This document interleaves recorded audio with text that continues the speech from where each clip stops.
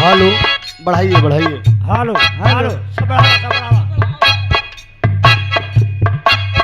Hello hello hello साफ कर दीजिए, साफ कर दीजिए बाबू, पतला कर दीजिए। हेलो हेलो मिश्री से मीठ लागे भोजपुरिया बोली,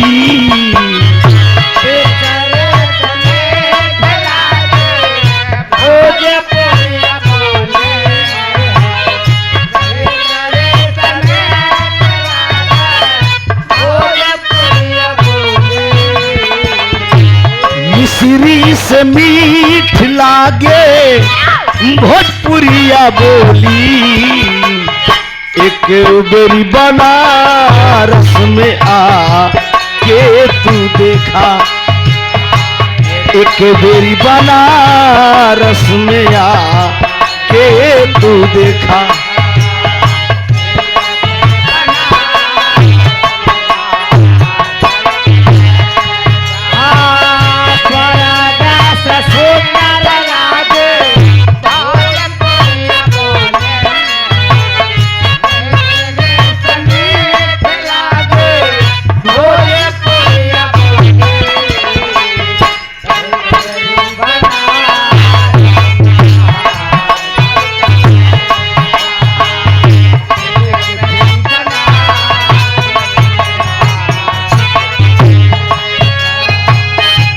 मिश्री से मीठ लागे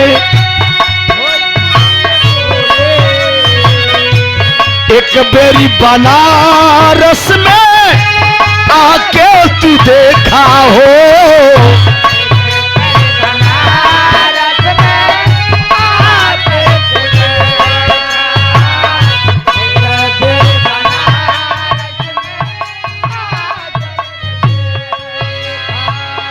मघैया के पानावा पे, मघैया के पानावा पे लुभा जई बुरनिया,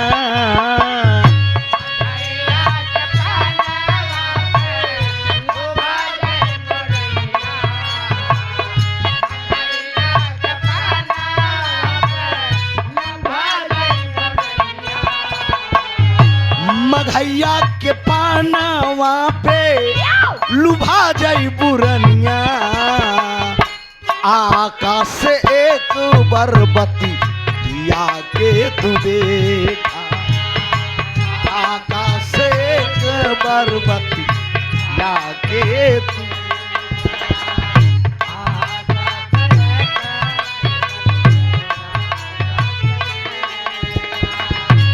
स्वर्ग से सुंदर लागे, स्वर्ग से सुंदर लागे प्रयाग कई नगरिया, स्वर्ग से सुंदर लागे प्रयाग कई नगरिया,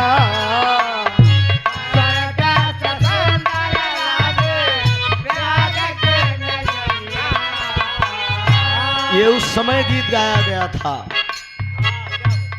आज वो दिन आज तारीख मुझे याद है।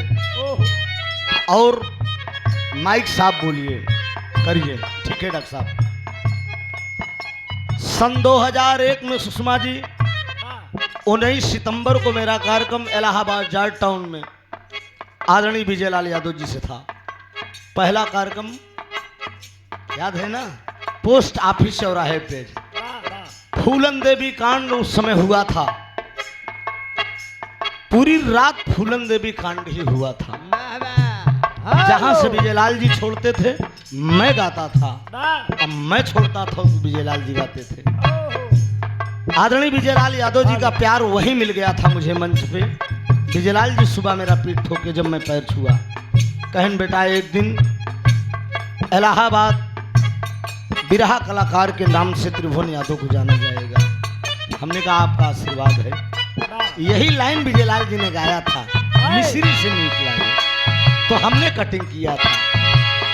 स्वर्ग से सुंदर लागे प्राग कई नगरिया, स्वर्ग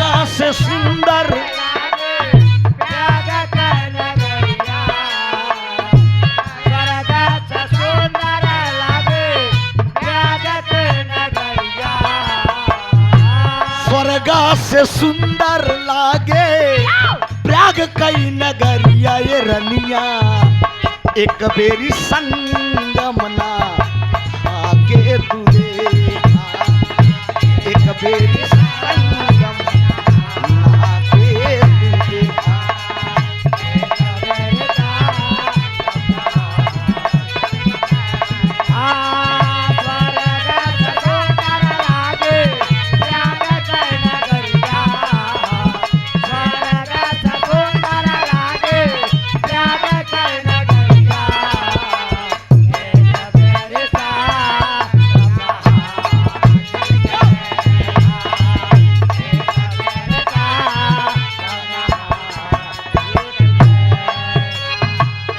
स्वर्ग से सुंदर लागे प्राग कई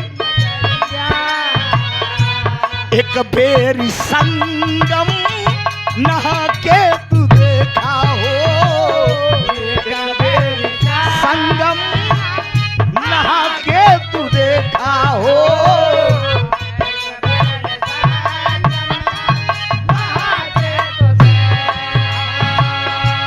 बधवा पे लेटा हूँ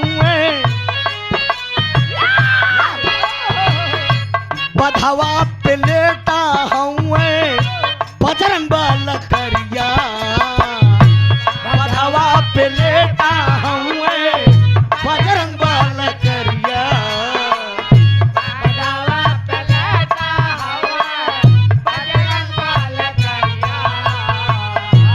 बधवा पे लेटा हूँ बजरंग बल करिया ओनहू के माथा टीका के तू देखा हो ओनहू के माथा टीका के तू देखा हो ओनहू के माथा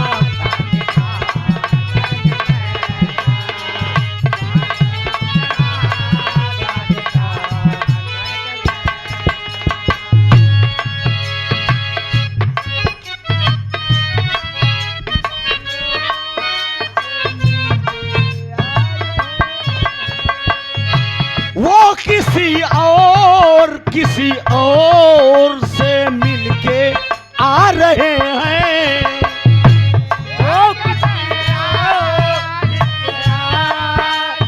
मिलके आ रहे हैं एक चाय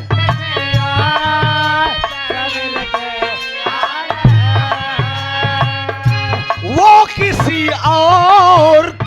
और से मिलकर आ रहे हैं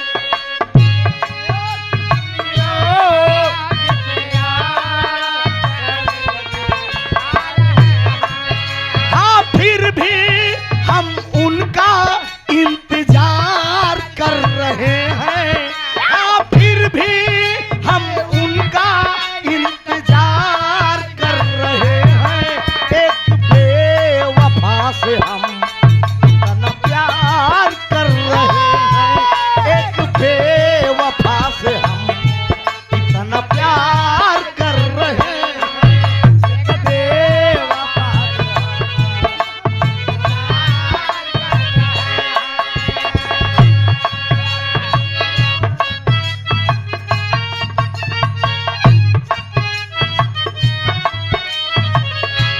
बिरहा वियोग में तू चरला किना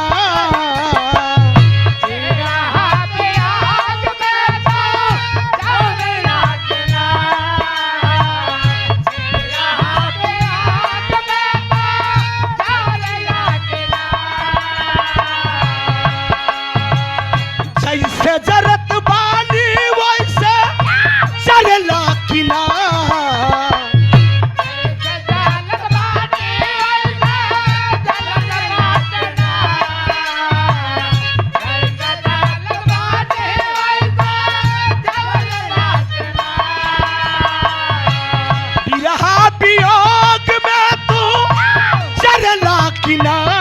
अपना पगला के याद का भो करेला कि ना अपना सोना के याद का भो करेला कि ना अपना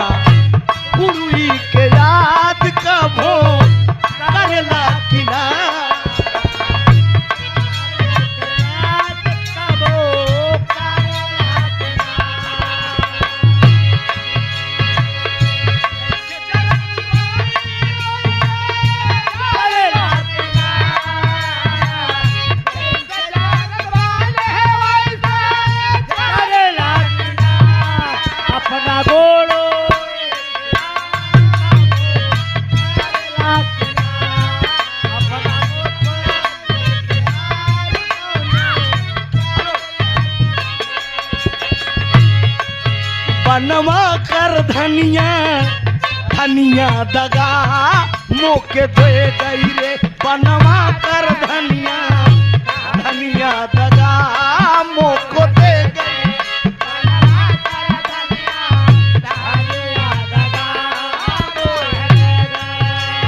कई के प्रीति हजारन मोह से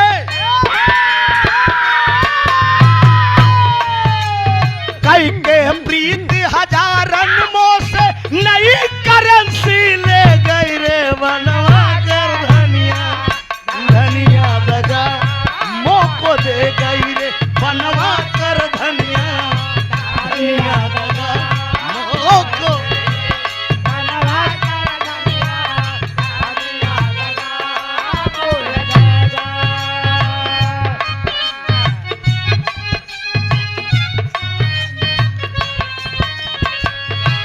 नाक नथनिया कानू में बाली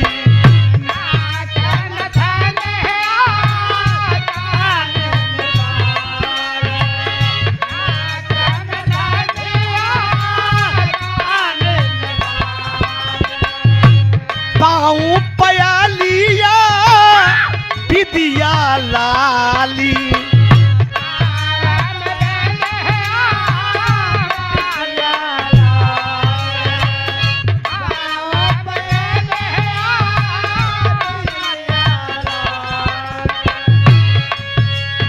मगा मगा के गहना गुड़िया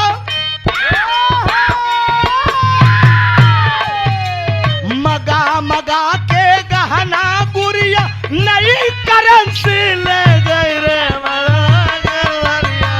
धनिया दगा मोको दे गई बनवा कर धनिया धनिया दगा मोको दे गई रे बनवा कर धनिया धनिया मोको दे गई रे बनवा कर धनिया धनिया दगा मोको दे। क्या बात है बहुत बढ़िया आप लोगों ने मारा नहीं देखा स्टेडियम खाली ग्राउंड साला खाली हो सुषमा जी से आपने आनंद लिया अच्छी प्रस्तुति रही गीत का भाव अच्छा रहा कोशिश करना चाहिए सुषमा जी इक्स मांगे कदम कदम कुर्बानियां इसका क्या होला भाई ओ तुम लोग नहीं समझोगे बच्चे हैं अभी खाली वही इक्स पे ध्यान जाता राइटर ने लिखा है कि इक्स मांगे कदम कदम कुर्बानियां लज्जते कुर्बान कर फिर आराम कर कलाकार ये तो लहरी कहात रहे इक्स का मार्ग कितना कुटिल मार्ग है इक्स बाजों के इतिहास न्यारा गया इक्स में चंद्रमा गुरु बृहस्पति के दुश्मन बने जब अहिल्या का पानी उतारा गया चंद्रमा गुरु बृहस्पति का परम शिष्य था गुरु के पत्नी से कर वो नजारा गया लहरी लिखते हुए थरथराती कलम इक्सबाजी में शान शठियों जियर मेरे काका ये लहरी का भाव है प्रयास होना चाहिए मुझे खुशी है प्रयास करने वाला कलाकार बहादुर होता है अजय प्रयास नहीं करत तू का करत जानता सोचत कि एकर जम गिफ्ट देकर सारे का मुंह नहीं नोच जाई अभी जमाई है बिरा मुंह वही कलाकार नोचता है जो कला के कमजोर होता है जो कला की माहिर कम होता है वो केवल झगड़ा करता है मंच हम तो हर पूरी इज्जत बिगाड़ दे ए त्रिभुवन तोरे विषय पूरा जानी थी हो हम तोरे विषय पूरा जानी थी का गौब्या तू का करत है कहाँ तक चल भैया डमरू बंद शीशा प्लस अदर बंदिश सब है मेरे पास प्लस भोला नौकर सब कुछ सोचिए अब बताइए, हाँ, आज के युग में कोई कलाकार किसी से कमजोर नहीं है। क्या बात है। छोटा से छोटा कलाकार हो, वाह, बल्कि बड़किन कमजोर हो जाता है, लेकिन छोटकिन कमजोर। नहीं होता। अरे जवन जवन मसाला रखे राज। परिश्रम। हाँ, जब से चल गई खिंचावे वाली मोबाइल। समझा? कहीं बस एकदम हेरत है मिल जाए बस। वाह, मार के चाप जाइए उनका। का करे कि मिलबे के नहीं है, तनी मेहनत से बेचारा अगर मार्केट बनाए बा ओह, तो उससे चूतिया से मिल के वो अपन मार्केट खराब करी। हाँ, कहो हाँ, चलिए अंडबन तुम मंच पे बोला, हाँ, यूट्यूब भाई वाले उठा के धके हुल दे, हाँ, सवेरे त्रिभुवन नाक और रेला हाँ, फला कलाकार ने कहीं कहाँ रेलाई गए ना। सही कहा था ने विजय। हाँ? तो जवानी सर्वात 23-24 साल में सजो के काहे रेलाई वाह, बचे रहा जब भाई आज ही मिला। अच्छा ठीक ठीक ठीक, बैठा है, बैठा रहा, अच्छा लगा, जोड़ होना भी चाहिए। वाह, ठीक ठीक ठीक, मैं आपकी भावनाओं को कदर कर रहा हूं। कम ही लोग हो तो क्या है, कम से कम आप लोग असली श्रोता हैं। वाह, यही लोग सुनबई करत है, जौन काम निकाले के रहा अपन खसकेन की हाँ, चलें। हाँ, पछड़े। अभी आप लोगों ने जो भाव सुना, वाह, कहानी जो सुने राजा भरथरी की, अच्छी कहानी थी। राजा साहब का करें बेचारू, ओहो, जब मेहरुए गड़बड़ाई गई। ओहो, हम्म?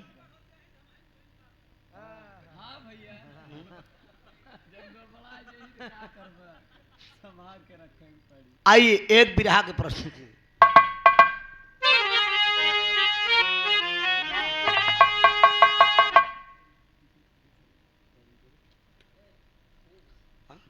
चलिए आइए, फाइल तू पलटा, मैनेजर साहब साइन करता है तो।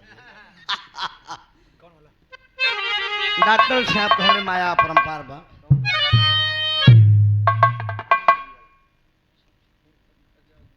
पता नहीं बा कि नहीं। हाँ, आपकी माया परंपार है। चला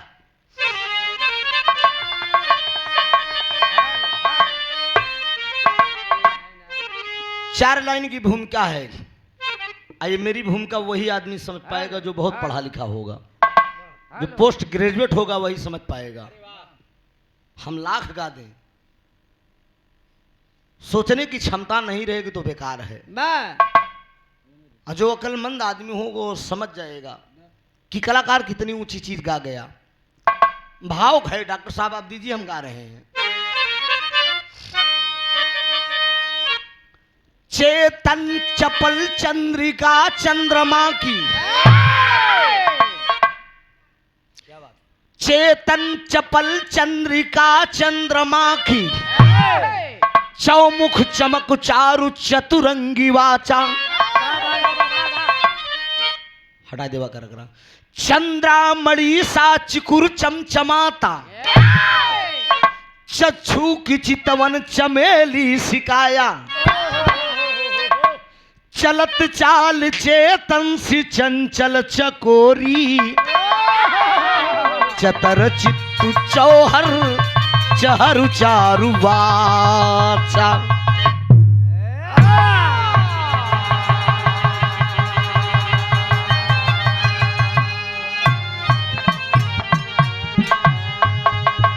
सोचिए आप, चेतन चपल चंद्रिका चंद्रमा की, चौमुख चमक चारु चतुरंगी ढांचा, चंद्रामणि सा चिकुर चमचमाता, चक्षु की चितवन चमेली सिकाया। चलत चाल चेतन सी चंचल चकोरी, चतर चित्तु चौहर चहर चारु वाचा। अनुप्रास अलंकार का भाव था। पूरी भूमिका मैं बोल दिया, कोई आदमी को पता नहीं होगा कि ये कलाकार कितना चा मिला दिया। 48 चा था इसमें, ये आप जान लीजिए, 48 चा था। चेतन चपल चंद्रिका चंद्रमा की, चौमुख चमक चारु चतुरंगी ढांचा, चंद्रामणि सा चिकुर चमचमाता, चक्षु की चितवन चमेली सिकाया। चलत चाल चेतन से चंचल चकोरी चतर चित्त चौहर चहर चार वाचा। पगड़ी वाले भाई विशेष मैं आपके लिए बोल दिया इसको, ये जान लीजिए। आपने कहा तो हमने कहा लो कुछ भोजन चीज सुन लो। एक लाइन भाव दिया गया है कव्वाली का।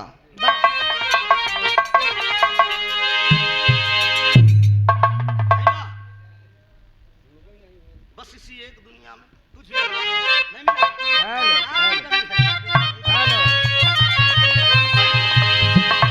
बस इसी एक दुनिया है, बस इसी एक दुनिया है, अरे बसा संसार के नीचे। बस इसी एक दुनिया है, अरे बसा संसार के नीचे, अरे बसा संसार के नीचे, बसा संसार के नीचे। पर गया, अरे पर गया, अरे सदियों का झूला, अरे कदम की डार के नीचे।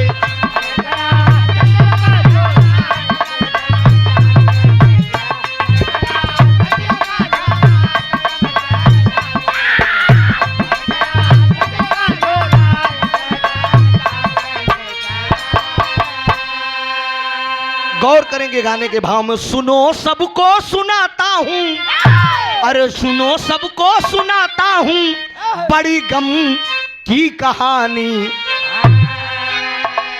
सुनो सबको सुनाता हूँ बड़ी गम की कहानी,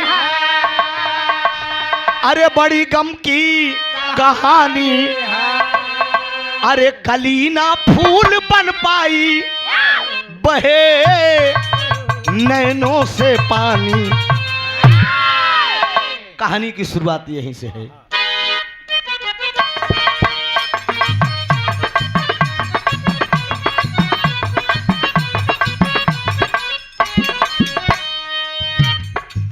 गौर से सुनिए एक छोटी सी कहानी है।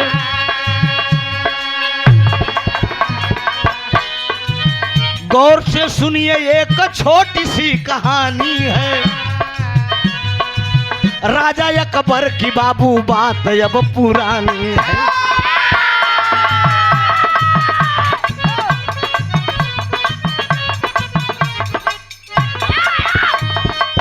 पत्नी का नाम बाबू जोधाबाई आला है।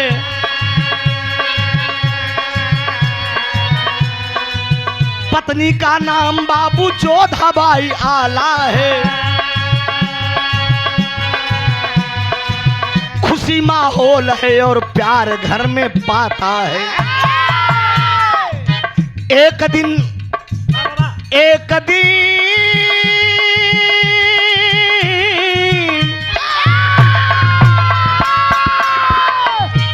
दिन रानी ने अब दासी से सवाल किया। एक दिन रानी ने अब दासी से सवाल किया। प्यार करने की बाबू बात दिल में ठान लिया।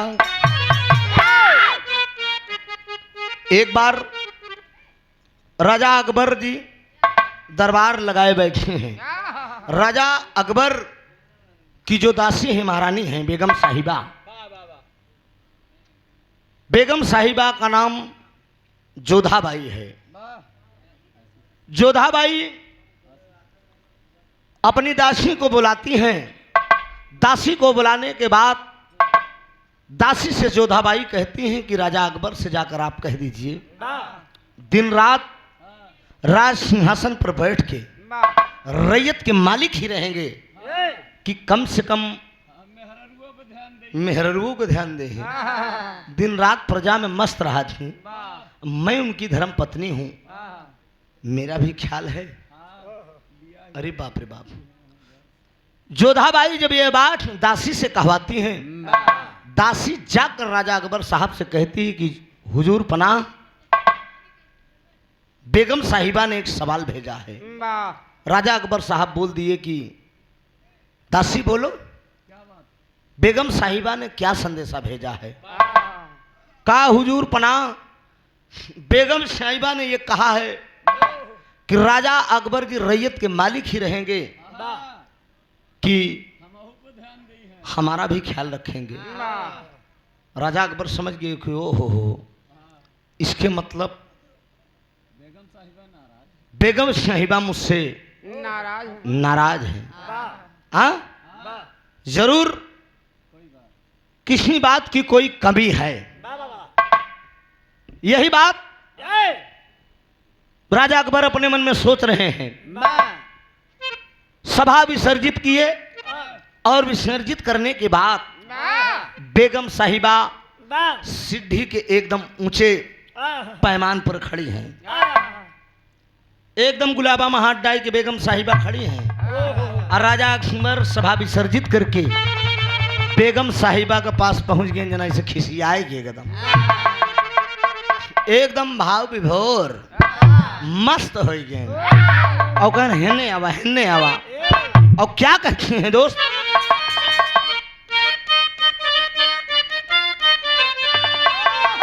यह तरस के लाइन में अरे आस लगाए बैठा हूं कब से, अरे तू तो है मेरी सपनों की रानी, मेरा सब कुछ तुझ पे निछावर, बाहों में दे दे अपनी जवानी, मेरा सब कुछ तुझ पे निछावर, बाहों में दे दे अपनी जवानी।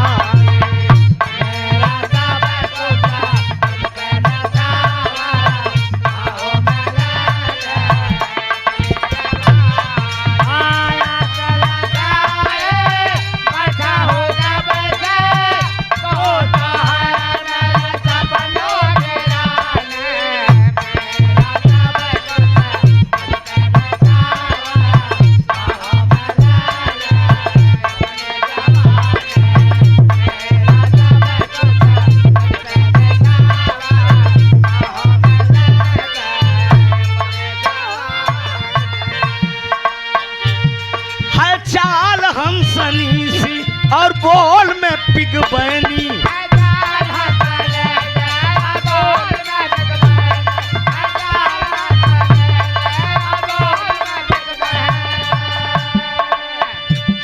लजा भरी आदा है अंगों में है मृगनयनी,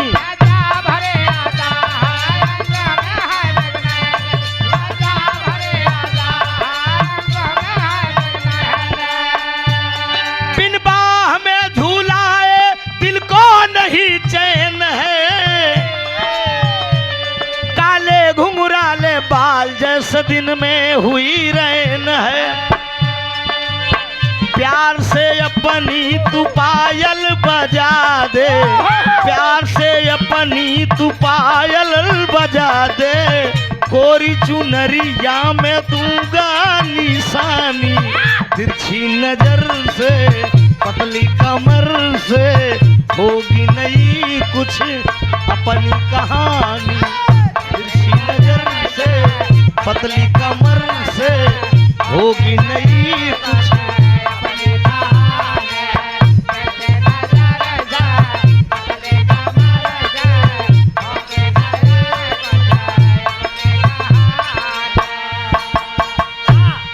जोधाबाई को पकड़ लिए दोस्त, एकदम खिसियाए के जोधाबाई का राजा अकबर साहब पकड़ लिए, अंडे के ऊपर खड़ी हैं। और जब राजा अकबर जी बेगम साहिबा का थाम लिए दोस्त, बेगम साहिबा को पकड़ रहे हैं। बेगम साहिबा कह रही कि हुजूर पना ये क्या कर रहे हैं आप, राजा साहब ये क्या कर रहे हैं आप। अरे कहने इतना दिन पे मिली यहाँ तो, इतना दिन पे मिली यहाँ तो मतलब हिउस गए, खाली पकड़ते ही तो है ना, कहाँ जा जा तो का मेहरारू लड़के कोनो ख्याल ही नहीं बे, जाओ ही रैयत में पड़ा रहा। अगर तोहका अपने दुल्हनी के इतना ख्याल हो तो बीच बीच में सभा विसर्जित करके हमरे लगे औते आ। लेकिन राजा अकबर साहब पकड़े और झटक के बेगम साहिबा जब जा रहे हैं तो झटके में बेगम साहिबा का हाथवा, बेगम साहिबा का हाथ राजा अकबर के हाथ में आ गया, समझा, यही में आए आज। जब ऐसे आएगे बाबूजी, इतने में बेगम साहिबा एक ठीक कंगन पहने रहे, एक ठे कंगन पहने रहे न बाबूजी उनके हाथ में ऐसे दबाव से और दबाव से ऐसे साला कंगन तरतर तरतर तरतर तरतर कंगन टूट के सीढ़ी के ऊपर से नीचे तक खन खन खन खन खन खन खन खन खन खन खन खन खन खन गिरे चला आए। हेलो कंगन एकदम ऊपर से नीचे तक गिरते हुए चला आया। राजा अकबर सेज पर पहुंचे, बेगम साहिबा के साथ लेटे हुए हैं, लेकिन राजा अकबर को नींद नहीं आ रही है। बाबा सोच रहे हैं कि बताइए एक कंगन बा मेरे पकड़ने पे टूट गया, अब टूटा तो टूटा, सीढ़ी के ऊंचे पैमाने से गिरते हुए नीचे तक आया। बाबा अब पूरा पूरा जहां तक गिरत चला गया खन खन खन खन खन खन खन खन खन। अरे बाप रे बाप, पूरी रात रैयत के मालिक हैं राजा साहब अकबर को नींद नहीं आई। सुबह सुबह दरबार लगा, और जब सवेरे दरबार लगा ना बाबूजी मन नहीं राजा अकबर का लग रहा है। इतने में बीरबल पहुंच आए। बीरबल का काम ही अचरज रहन। बीरबल जब आए गए तो राजा अकबर कहें बीरबल एक बात मेरे दिमाग में गूंज रही है। कहन क्या गूंज रही है? हुजूर पनाह बोलिए। कहन राजा अकबर एक सवाल मेरे दिमाग में गूंज रहा है। कहें बोलिए। कहन सवाल यही गूंज रहा है, ना कोई बाजा है। सोचिए आप, पगड़ी वाले भैया ध्यान दिया, प्रश्न क्या हो रहा है? ना कोई बाजा है, ना कोई बजाने वाला है, ना ही कोई बाजा है, ना ही कोई बजाने वाला है, लेकिन पूरी रात मेरे कानों में ठन ठन की आवाज सुनाई दी। कोई बजाने वाला भी नहीं है, कोई बाजा भी नहीं है, लेकिन पूरी रात ठन ठन कर भैया। अच्छा जा जा जा जा दाबे बैठा रहा। सोचिए आप। अच्छा जा चला चला बैठ जा, काम कर लेवा करा। कलाकार है जहाँ जैसे मिले निपट लेवा करा करा। चूतियों मिली ही, बुद्धिमानों मिली ही, हर प्रकार से मिली ही, निपट के काम बना के अपने घरे चला के हुआ। ध्यान दीजिए, ना कोई बाजा है, ना ही कोई बजाने वाला है, लेकिन पूरी रात ठन ठन की आवाज मेरे कान में गूंजती रही। इसी प्रश्नों का उत्तर मुझे चाहिए। बीरबल कहा अब नहीं अब बना। ऐसा सवाल राजा साहब कही देहन। अब बतावा। कहें सरकार इस प्रश्न को उत्तर काल देव। कहे हम न देव, कहे तब के दे। कहे हमारे की दोस्त है, अपने आप को बड़ा विद्वान कवि है, बहुत महान कवि है। कहें तब, कहें का नाम बा? कहें कवि जी के नाम बा गंग कवि। गंग कवि। कहें तब, कहें वही गंग कवि अही तो वही एक हल कह सकत, संविधान समाधान हो जाएगा। सवेरे दरबार लगा, फिर बीरबल पहुंचन तनी के आगे राजा अकबर कहन कस तोहार कवि जी आए, तब ले गंग कवि ऐसे ऐसे करा पहुंची आए। गंग कवि आए गए तो राजा अकबर कहन बोलिए। ना कोई बाजा है, ना ही कोई बजाने वाला है, पूरी रात मेरे कानों में ठन ठन की आवाज गूंजती रही। तो तर्ज का लाइन बा।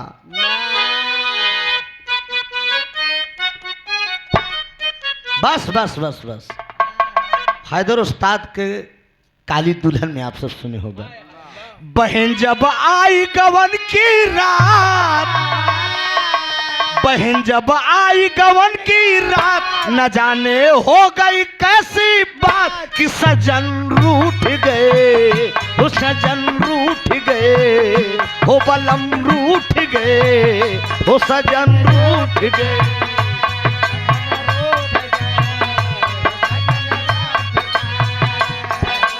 आई गवन की रात, न जाने हो गई कैसी बात, सजन रूठ गए, सजन रूठ गए, सजन रूठ गए। तेरा मर्द सिपाही गोरा है जैसे बम्बैया छोरा है, जैसे बम्बैया छोरा है, जैसे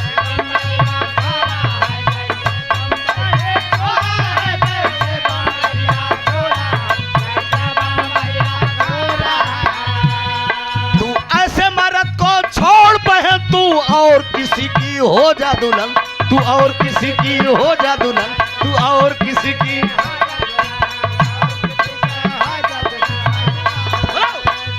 पड़ोसन की सुन करके बात, हेलो, पड़ोसन की सुन करके बात, कलूटी के मन में आई घात की सजन रूठ गए, ओ बलम रूठ गए, ओ सजन रूठ गए, ओ बलम।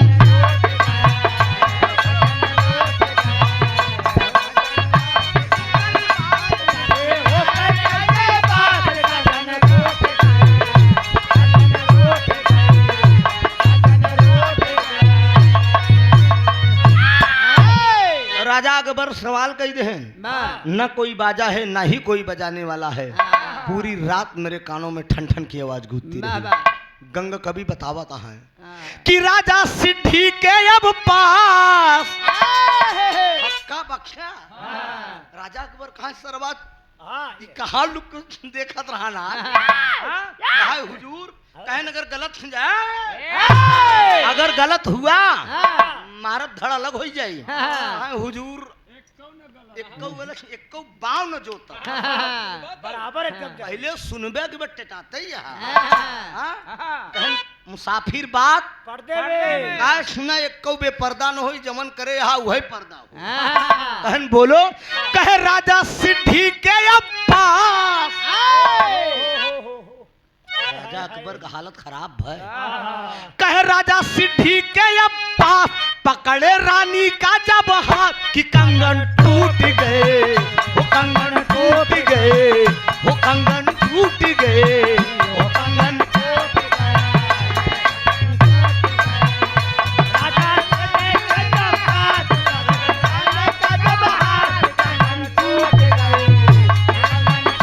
जियो अजय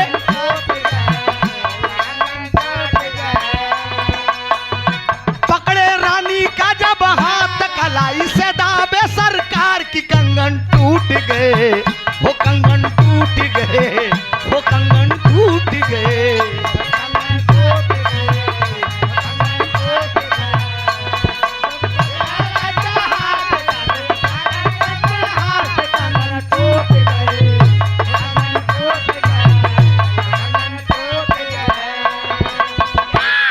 कहा सरकार जब आप सिद्धिया के ऊपरा चढ़े हैं, जब सिद्धि के ऊपरा चढ़े हैं और बेगम साहिबा एकदम ऊंचवई खड़ी रही सिद्धिया, एकदम ऊपर ही खड़ी रही सरकार, कहन तब क्या हुआ, कहन हुजूर पनाह, जब बेगम साहिबा एकदम सिद्धि के ऊपर खड़ी रही, आप खिसियान पहुंचे हैं, एकदम जैसे हमको भुखान उखान रहे, कहन का अब कहन एकदम मस्ती में पहुंचा हुजूर, वो है बेगम साहिबा गुलाबा में हाथ डाले रहे, बस ऐसे गप धीना कलाइए के कहन तब, कहन जब आप जोधाबाई का कलाई पकड़े है तब बेगम साहिबा की कंगन पहने रहे,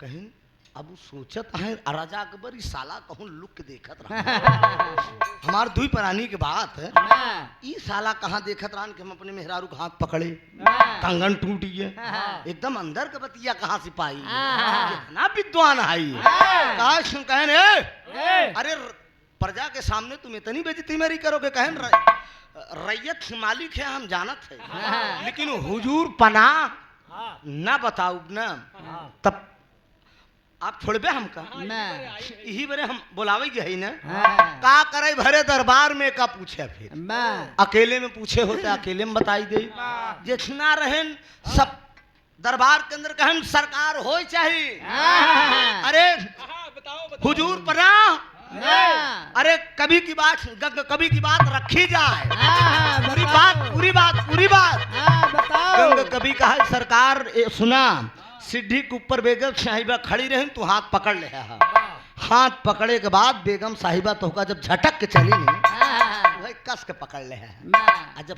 कस के पकड़ ले है ना हाँ तो वह एक ही कंगन पहने रहे ऐसे खिसियाए के दाब दे कंगनवा टूट गया है मैं आ जब कंगन टूट गए तो ऊपर से गिरे लाग ऊपर से गिरे लाग सीढ़ी बाई सीढ़ी डाणा बाई डाणा डन खन खन खन खन खन खन खन खन खन कहन खनखनाए के बजा है वही आज सरकार न कोई बाजा है न ही कोई बजाने वाला है पूरी रात तोहरे कान में ऐसे खन खन की आवाज गूंजी भाई शंका भाई शंका अच्छा मन से धुआ बाजे लड़बे हेरे होते कान नहीं टूटन कौआ खदेरे लागत बिना विचारे जो करे सो पाछे पछताए काम बिगाड़ो अपना जग में होता साए सवाल करता है हुआ गंग कवि छे राजा अब बतावा शंका मेहरारू के ऊपर कहिए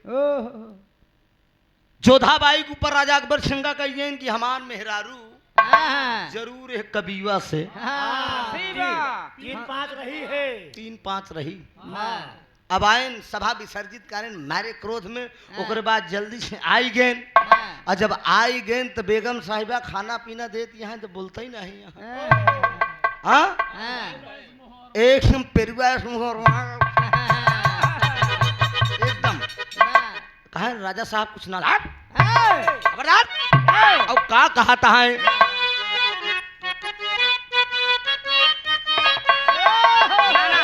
दूसर कुछ होई देख लिया हाँ नहीं देख पाया का अरे सिया दुलारी बिटिया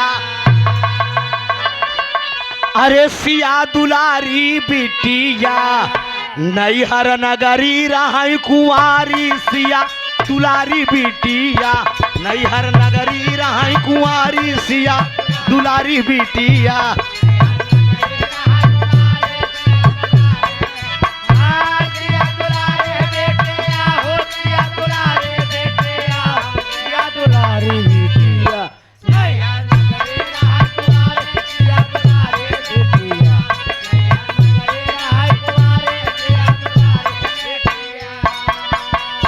अरे बाप रे बाप राजा अकबर जोधाबाई से कहता है अरे बेगम मारी डऊ बैना अरे कि बेगम मारी डऊ बैना काहे किहू कभी से यारी बेगम मारी डऊ बैना काहे किहू कभी से यारी बेगम मारी डऊ बैना काहे किहू कभी वस यारी बेगम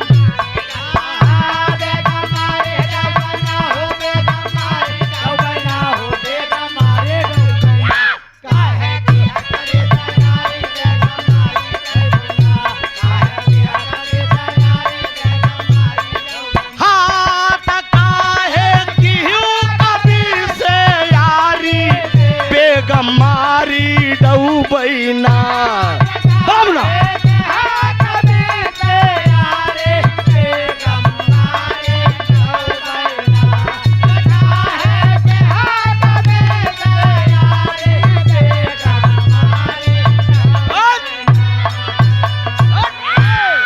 काहे किहू कभी से यारी बेगम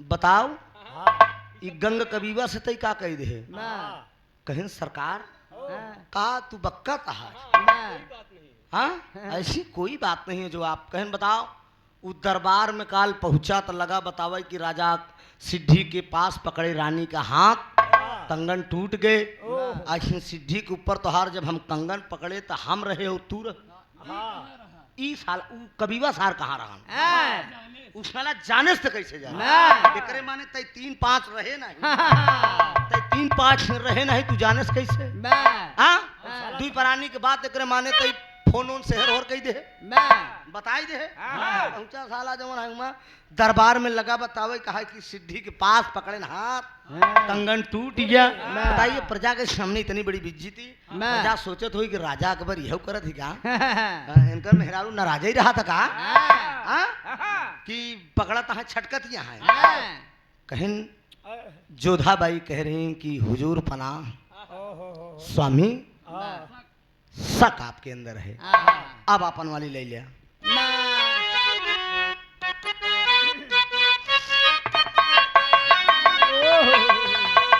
हाय हाय तारे नरिया रवा के बारी, अरे तारे नरिया रवा के बारी ऊपर श्याम गेदा लगा। 7-8 मेल का गवैया का गावत थी, पूर्वांचल वाले गावत थी। मैं तेरी डिम्पल का पाड़ी, अरे मैं तेरी डिम्पल का पाड़ी, राजेश खन्ना खोलो केवाड़ी। एक दिन हमार मैडम हमका बतावे लगी, ऐसे गावत रहे, मैं तेरी डिम्पल कपाड़ी, राजेश खन्ना खोलो केवाड़ी। हाँ, एक लाइन और गा देंगे, सैया बदल बालू जाए रे, अरे सैया बदल बालू जाए रे, लेकिन हमारे चुनरिया को न बदल। मैडम हमरे कहा है, थोड़ा पढ़ी लिखी है, मैडम हमरे कहा तू यही सब गावत है का? कहने के लाइन हम बताई दे, हल जोड़ ल दीपू पापा। हम कहे बोला, बड़के बेटवा का नाम दीपू है, तो हमके बोला दीपू को मम्मी, तो बताइन का कहे सैया कया जबे पढ़ाई, अरे मोरे दूल्हा कया जबे पढ़ाई, हमारा कान पासा बिकाई गया। दूल्हा कया जबे पढ़ाई, हमारा कान पासा बिकाई गया।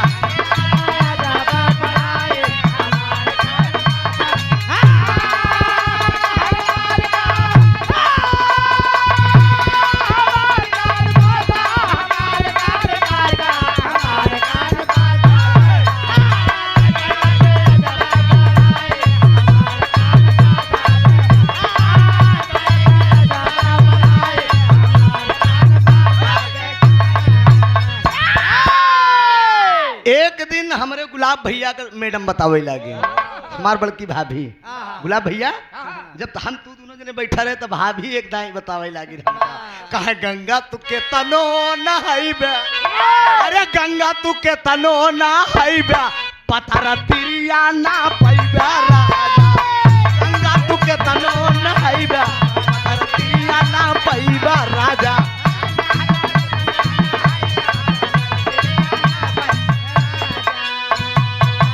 एक दिन डॉक्टर बहू बतावे लगे, डॉक्टर आइन, डॉक्टर साहब के घरे पहुंच गए दोपहरिया में, बैठे जल जलपान भ, तो इनके मैडम वैसे तो लागी दे जेठौत, लेकिन हम उम्र के हिसाब से, काठी बाटी के हिसाब से देवरई बन जाई,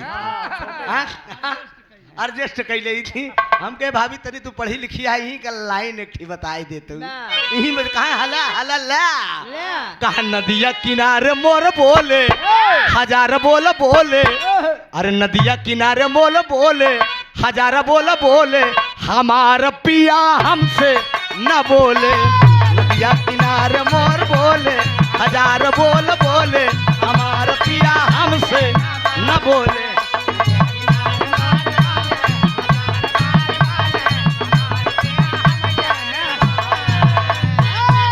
एक दिन नरेश बहू से मुलाकात, एक दिन नरेश बहू से मुलाकात हो गई न, हो मैडम भौजाइन लागत हमके भाभी एक आध लाइन बताऊ तू ही में के हलल मार बड़का भी रहिया बना टहरता है। हाँ सुना हम बतावत है, कहा लागल झुलनिया के धक्का, अरे लागल झुलनिया के धक्का, पलमा कलकत्ता निकल गए। लागल झुलनिया के धक्का, पलमा कलकत्ता निकल गए।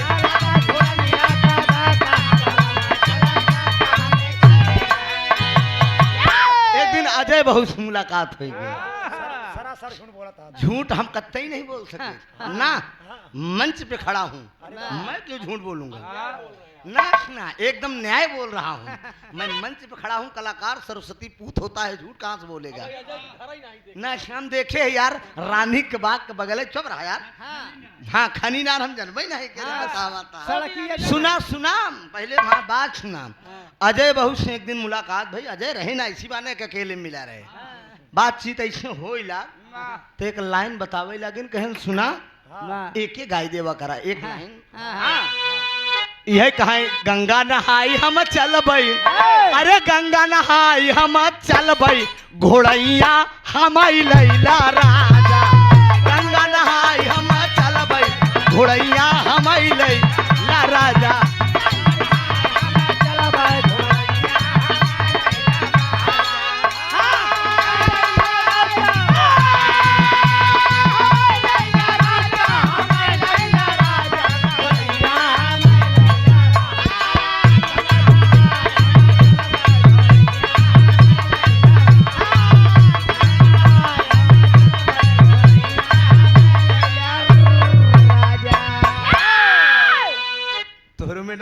क्या कि जाए दे नहीं कह दे नहीं नहीं अब कह दे रहेंगे। कि नहीं इनके मैडम सोतना भी बतलान नहीं है ना भाई तो इन्हें हम छोड़ देते वाह। लेकिन अब अगली बार एक लाइन उन्हों से पूछे क्या है हाँ हाँ अब एक लाइन तोहरे मैडम से कोनो दिन आई बैठी तो हाँ हाँ? हाँ तुम बतलान हाथ बतावा का बताए हैं हाँ हाँ बतावा झूठ के काहे बाम मारा था ए बाबू एहर राजा अकबर जोधाबाई से कहने लगे कि वो कवि को मालूम कैसे हुआ मैं कलाई तुम्हारी पकड़ा था इसके मतलब कवि से जरूर तुम्हारा कोई नाजायज संबंध है कहा ना ना सैया तो है के तना बताई अरे दुल्हा तो है के तना बताई अब शंका तो हो रे हो गईली जाई सैया तो है के तना बताई अब शंका तो हो रे हो गईली जाई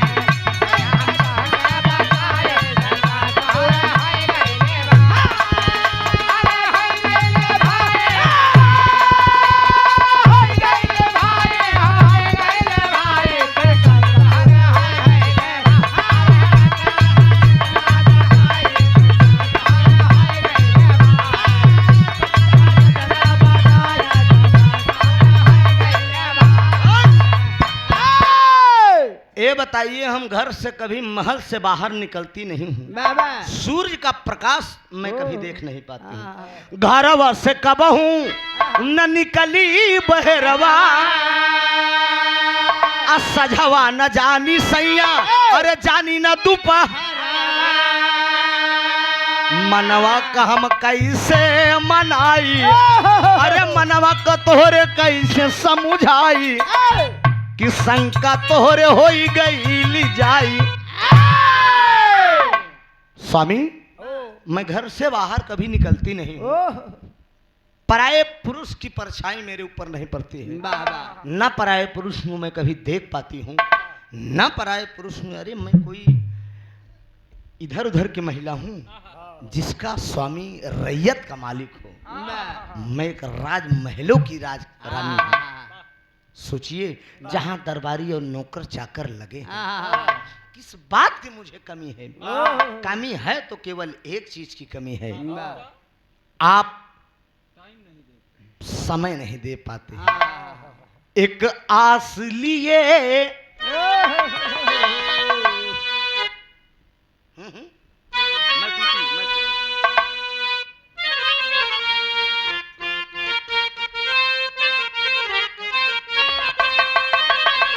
एक आस लिए वहां अरे बोल पड़ी एक आस लिए वहां अरे बोल पड़ी मेरी बात सुनो दिलदारा अरे मैं ऊब गई हूँ अरे अब तुमसे मैं ऊब गई हूँ अरे अब तुमसे नादान बलम हमारा एक आस लिए यह बोल पड़ी मेरी बात सुनो दिलदारा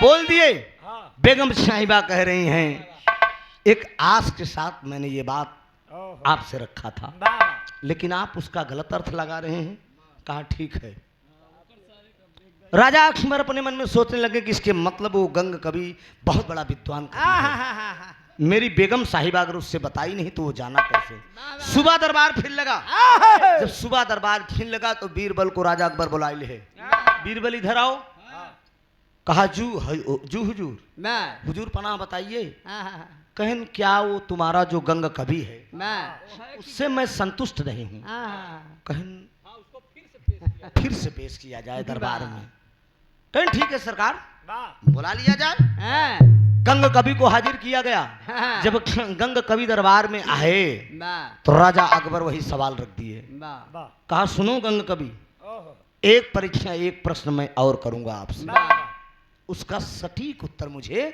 कहें सरकार बता दीजिए क्या प्रश्न करेंगे।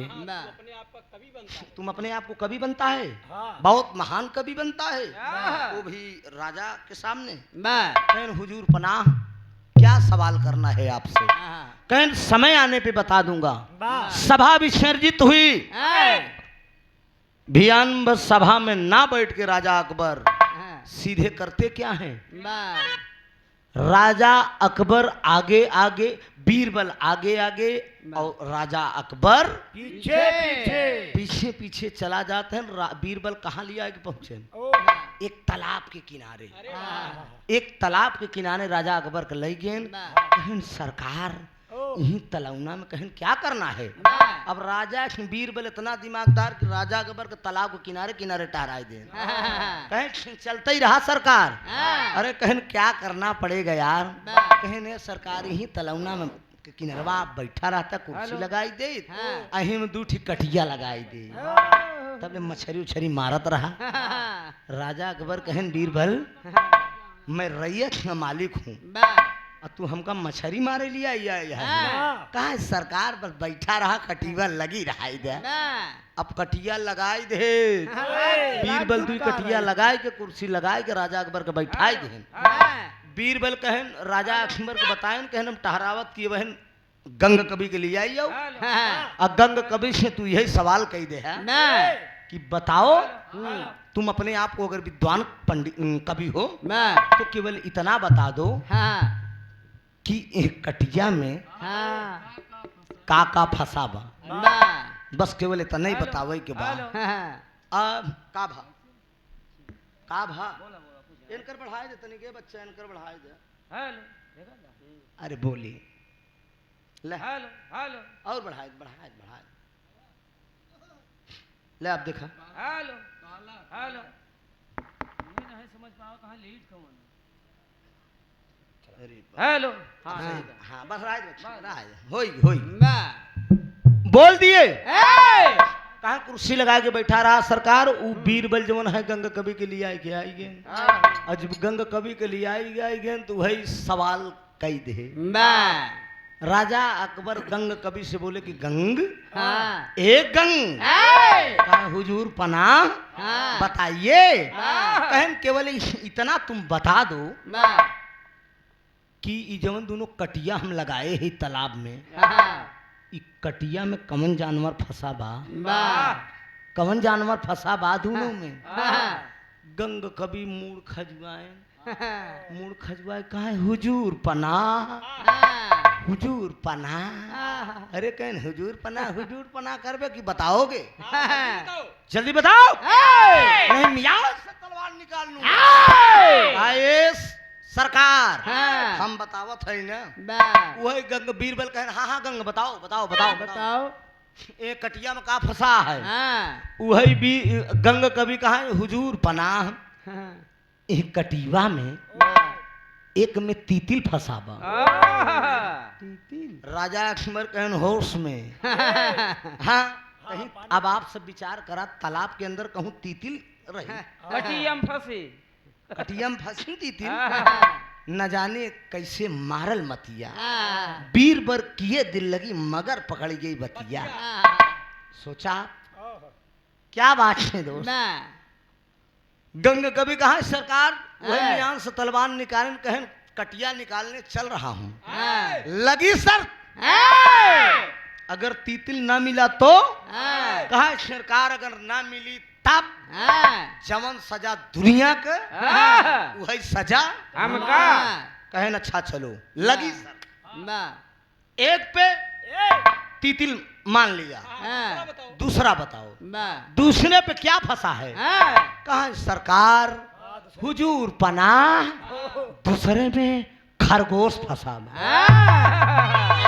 सोचा एक में तीतिल और एक में खरगोश। राजा अकबर कहें इसका दिमाग ठीक नहीं है, बेकसूर बेमौत मारे जाओगे। तलवार अगर मेरे मियान से निकल गई तो ये जमी पर नहीं गिर सकती, याद रखना। मैं कौन हूँ। गंग कभी निगाह उठाकर देखो मैं कौन हूँ। गंग कभी कहा हम जानत है रैयत मालिक राजा अकबर हैं आप। मैं कहन राजा अकबर जो प्रण ठान लेते हैं मैं वो दोबारा वापस नहीं अगर बात सत न उतरी मारब गर्दना उतर जाई। मित्रों मारे ताव में वह राजा अकबर पकड़ के वही झटकेन पहली कठिया इसे निकाल के जब निकारें तो माता सरस्वती को स्वयं प्रकट होना पड़ा।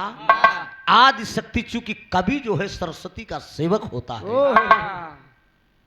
माता सरस्वती गंग कवि की लाज बचाने के लिए वही बाबूजी स्वयं माता सरस्वती को तीतिल बन के उस राजा अकबर की कटिया में फंसना पड़ा। माता सरस्वती तीतिल बन के जब निकलती हैं और जब उठाए के अकबर ऐसे झटके ना तो बड़ी तेज से तीतिल भगा। दूसरी कटिया जब निकाल के झटके तो खरगोश निकला। प्रमाण मिला, आज भी चेक कर लीजिए तीतिल और खरगोश की नाक और कान क्यों कटा। पकड़ कर आप लोग देखिए, तीतिल का नाक खरगोश का कान ये आप लोग को बराबर कटा मिलेगा। ये राजा अकबर जब उठाकर वही कटिया खींचे थे। तेरी का भाव बा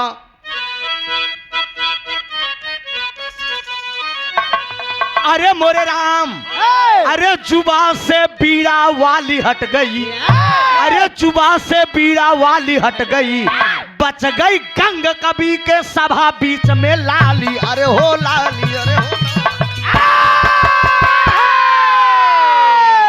बच गई गंग कवि की सभा बीच में लाली। जुबा से बीड़ा वाली हट गई, प्रकट होती है गंग कवि के सामने राज सभा में। माता सरस्वती गंग कवि से सवाल करती है, पापड़ का भाव लगे।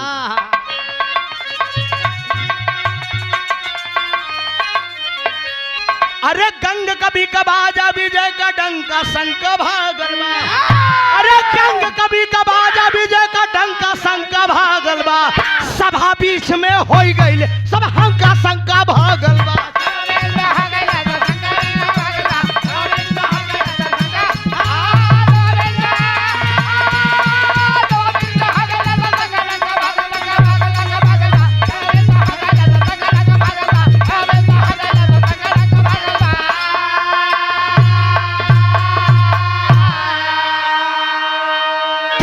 और खरगोश अब बन के कटिया में अब फंसी। माता सरस्वती प्रकट हो गई, बात को रही बताई हो। सभा बीच में हो गई सब हंका शंका भागलुगा। अरे बाजई लगाया विजय का सुनीला डंका शंका भागलबा। हाय हाय हाय हाय हाय। माता सरस्वती प्रकट होती हैं। प्रकट होने के बाद गंग से कहने लगी, सोचिए 3 प्रमाण मिलेगा मेरे विरह में। तीतिल और खरगोश की नाक और कान कब कटी और कवियों की जुबान से सरस्वती कब हटी। इसके पहले कवियों की जुबान पर सरस्वती बोलती थी, चाहे कालिदास हो, चाहे सूरदास हो, चाहे तुलसीदास हो, चाहे वाल्मीकि हो। ये सारे कवियों के जुबा पर कवि जो कह देते थे कि आज बारिश होगी तो होगी, लेकिन आज यही कारण आटे कि कवियन के जुबान से सरस्वती हट गई। बोल दी आए गंग। माता सरस्वती प्रकट होती है राजा अकबर के सामने। बीरबल भी खड़े हैं, कहे तूने मेरा घोर अपमान किया। सोचिए, तूने राजा से कहा कि तीतिल और खरगोश कटिया में फंसा है। सोचिए, अगर मैं तीतिल खरगोश बन के तेरी कटिया राजा अकबर की कटिया में ना फंसती तो तेरा तो अपमान हो जाता। अपमान के साथ साथ तेरा सर भी कट जाता। प्रमाणवा आल्हा का आय हाय हाय हाय। सच्ची कहानी बाटई, अरे सच्ची कहानी बाटई, अरे सुनीला बिरनवा हो हमारे। सच्ची कहानी बाटई, सुनीला बिरनवा हो हमारे। सच्ची कहानी बाटई, सुनीला बिरनवा हमारे। पतिया के साप साप करीना बयान,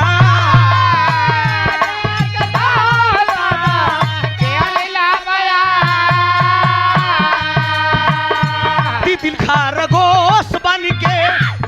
फांसी गई माया नवाए भैया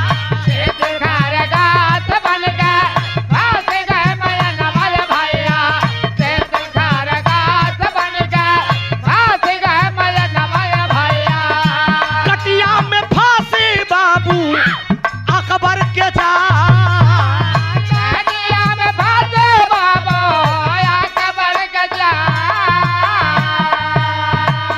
दई के वरदान मैया दई के वरदान जू है जूबा से अब हटली है भैया दई के वरदान है जूबा से हटली है भैया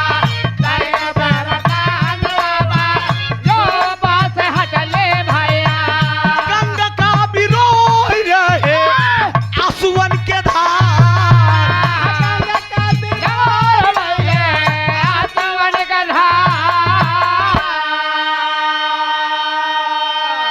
ये कदम नई घटना है। बहुत कम कलाकारों से आप सब ऐसी कहानी सुने होंगे। वेद पुराण रामायण सुनते सुनते लोग उब चुके हैं, इसलिए हम लोग बिरहा में नई नई खोज कर रहे हैं कि ऐसी कहानी समाज के बीच में धरी जाए, लोगों को सुनने में अच्छा लगा। आज बनारस, बलिया, आजमगढ़, मिर्जापुर, भभुआ, बिहार, गाजीपुर में लोग रामायण महाभारत तो सुनना नहीं चाहते। रामायण महाभारत अगर फान दे बना तो कहीं मर्दे बैठा का तू गावत हुआ उन्हें कितना जितना धुन तर जगाए दा, जितने मटा की दा, जितने टाल ठोक की दा, एक से बढ़कर एक नई घटना आप सुनाइए, नया नया कांड सुनाइए, नया से नया वीर सुनाइए या ऐतिहासिक घटना सुनाइए जैसे आप लोग सुन रहे हैं। सोचिए, माता सरस्वती बोलती हैं कि तितिल और खरगोश बन के मैं राजा अकबर की कटिया में फंसी, तेरा सम्मान बचाया भक्त। भक्त को जब जब संकट पड़ा है नारायण ने रक्षा किया है। अर्जुन और हनुमान जी में बाजी लगी थी एक बार, याद होगा। हनुमान जी कहन हम बली है, अर्जुन जी कहन यही चैलेंज करी करा में अर्जुन जी कहन कि हम एक पुल बाड़े के बनाई देते हैं, के चढ़ के अगर तू तोड़ी डूब तो हम तुरंत चीता लगवाई के तुरंत मर जा। अब सोचे इतना बड़ा, दोनों भक्त हैं भगवान के, फर्क इतना है अर्जुन है कन्हैया के और हनुमान है राम के। लेकिन कन्हैया राम और विष्णु तो एक ही है, खाली हर युग में अवतार हो गया। सतयुग में विष्णु का अवतार, त्रेता में राम का अवतार और द्वापर में कन्हैया का अवतार, जिन्होंने 16,108 पट रानी 16,100 मेहरारू तो ऐसे रहे, 8 ठिनी से बियाह करे रहे। हाँ, लेकिन जितनी मेहरारू ले आए रहे सब भगाए भगाए ले आए रहे। भगवान कन्हैया सबसे पहली बीबी भगवान कन्हैया की थी रुक्मिणी, सत्यभामा, जामवंती, कालिंदी, ऐसी 8 पटरानियां थी जो भगवान कन्हैया ने रीति रिवाज से शादी किया था। और हुआ क्या, बाजी लगी अर्जुन और हनुमान में। अर्जुन जी बाणों की पुल बना दिए। हनुमान जी कहन है चल थई हम चढ़ के हुमके तोड़ तार के छुट्टी करी थी। भगवान समझन कि ये हनुमान बलशाली यहाँ, हाँ पाथर साथर जितना रहा सब लपेटे, लपेट के बस वही पुले पे जात रहे। और जब पुले एक बार गए हुमके तो नहीं टूटा, अर्जुन जी बहादुर बन कहन देखा नहीं टूटा, फिर दोबारा चढ़ के हुमुक देन टूट गया। तो वही एक शर्त और लगी, कहन अब केरी के बनाई, आप केरी तू तोड़ के दिखावा। कहन क्या करोगे, कहन चिता लगवा के जल जाऊंगा मर जाऊंगा। भगवान समझ करें कहन दोनों भगत अच्छा रही गए तो मामला बजाए देन दोनों। अर्जुन जी पुल बनाकर तैयार कर दिए, बाण तो वही भगवान विष्णु नारायण ने किया क्या था, वह समुद्र के नीचे बाण के पुल के नीचे कछुआ बन के ओली आई गए। पुलवा के नीचवा वह कछुआ बन के ओली आई गए। अहर जब हनुमान जी पुला पर चढ़े जय श्री राम हुमकत है तो कहा करे को टूटे कछुआ बन के तो भगवान ओली आना बचावत है सम्मान। लेकिन हनुमान भाई के हुमुक दे तो नारायण के मुख से खून निकल गया। सोचिए आज लोग बताते हैं कछुआ अगर दरवाजे पे आ जाए दोस्त, वाह जिसके महल में प्रवेश कर जाए हाँ मित्रों, उसके जिस दिन से दरवाजे पे अगर कछुआ प्रवेश कर जाए वाह उसके घर की गरीबी दूर हो जाएगी। ओ भगवान का अवतार माना जाता है, लेकिन कहाँ जल्दी क्योंकि घर में हाँ जात है। वाह हाँ? तू पाले हा? हाँ। अरे तू पाले हा एक दिन जो नौका घर हम बनवाए ही, वाह। हमारे डेहरी तक पहुंच गया रहा। हाँ अब डेहरी तक पहुंच गया, हम गाना गाए कि पहुंचा रहे, सुना एकदम मोहारे तक पहुंच गए। ये जो पटेल ड्राइवर हैं, वाह हमरे माता जी कहा है कि ना भगावा ना भगावा, हाँ लेकिन पटेल ड्राइवर पहुंचा होगा उठाए के लाठिए से धक झट खेतारी में। अम्मा हमरे हमका बिगड़े लागिन, कहन तू इतना गावत बजावत आ, वाह इतना एकरे कहे के चक्कर में पड़ गया तो वाह, लक्ष्मी आइन हम कहे लक्ष्मी आई कि तू ठुकराए। बाबू पिताजी हमरे सुबेरे बिगड़े लागन, वाह कहन यार तू कैसे ही, हम कहे चला जो होना था हो गया हाँ। कोई बात नहीं, कहे नहीं जात रही जाने देना था। वाह तो भगवान का उपचार कछुआ का बताया जाता है। कछुआ इतना बलशाली हो कि अगर चरचक्का चढ़ जाए हाँ दस मस हो नहीं सके। हाँ सटक जाए एका जान लो वही भगवान कछुआ का रूप धरा असुअर जान ले आगा काट ने। हाँ। तो सुबह सुबह ई का है ये सुअर का भी अवतार भगवान का है। वाह लक्ष्मी है हाँ ये लक्ष्मी है। अगर ये काट दी नागा हाँ तो सुबह शुभ इतना बवाल बा सब लगे ऐसे गुजरा। हाँ कहन बेटा तेरे सर का भार लेकर मैं जा रही हूँ, वाह। सब हजम कई गए तई अपन सफर आराम से। एकदम साइकिल से अब बिलार अगर आगा काट दी तो हाँ साइकिल से लड़ गिरे ना सही ना ये साइकिल से लड़ गए रहे। पीछे गिर पड़े। और साइकिल से गिर पड़े हैं। हाँ गिर पड़े बिलार का आगा काटे। नहीं सुअरिया। अरे बाप रे, सोचा वाह ऐसा बताया गया नारायण कछुआ बन के प्रवेश कर गए पुल के अंदर। हनुमान का और अर्जुन का सम्मान दोनों भक्तों का बचा लिए दो। वाह वही माता सरस्वती गंगा कवि से कहने लगी वाह तूने मेरा अपमान किया, जाओ तीतिल खरगोश आज बताई दे काल कही देगा कि दूसर कुछ। इसके मतलब ये नहीं है कि मैं तेरी जुबान पर विराजमान हूं तो जो चाहो वो बक दोगे। वाह मेरा अपमान कर रहे हो। वाह मैं आज से वरदान देकर जा रहा हूँ, श्राप देकर जा रही हूँ कि तेरी जुबान से हट रही हूँ।